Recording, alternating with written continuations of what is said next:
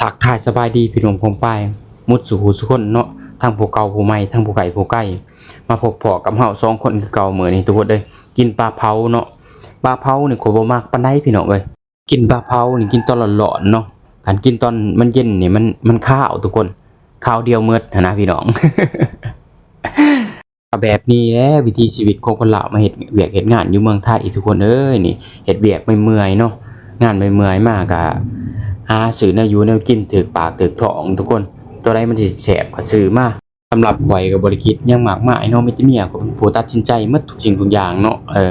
บ่ว่าการเป็นการกินการอยู่เนาะส่วนข่อยก็สิเฮ็ดเวียกเฮ็ดงานพู้นแหละเรื่องเวียกเรื่องงานพุ่นข่อยเนาะเรื่องกินเรื่องอยู่นี่ข่อยปะให้ปล่อยให้เมียข่อยเลยเนาะเมียข่อยกินหยังข่อยก็กินนำหมดเท่านั้นทุกคนเอ้ย บ่ได้เรื่องมากเรื่องมายอิหยังอยู่กับสร้างหนุ่มเฮ็ดแนวใดอยากกินหมุงใดแนวใดก็ซ้ำอยากซ้ำเจ้าอยากซื้อเนาะ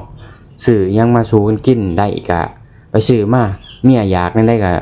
ก็ซ้ำผัวอยากคือเก่าพี่น้อง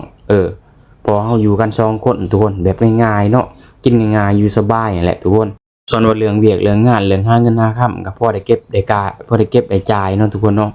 เหลือจากใส่จ่ายกับผากกับบอกกับบ้านนำส่งให้พ่อให้แม่นำพี่น้อง ทุกคนก็สิคือกันกับข่อยแหละข่อยเบิ่งแหละคนลาวที่มาเฮ็ดเวียกงานอยู่ไทยก็คันถามว่ามาเฮ็ดเวียกเฮ็ดงานอยู่ไทยได้ละเงินหลายบ่ได้หลายอยู่พี่น้องเรื่องได้หลายน่ะได้หลายแท้เนาะแต่คันถ้าอยู่บ้านเฮาไปเปรียบเทียบอยู่บ้านเฮาก็คนละเรื่องเลยพี่น้องเพราะว่าอยู่บ้านเฮาก็จักสิเฮ็ดจักสิหาอีหยังเนาะก็สำหรับสร้างหนุ่มกับเมียก็บ่มีเวียกเฮ็ดงานทำหยังอยู่บ้านเนาะ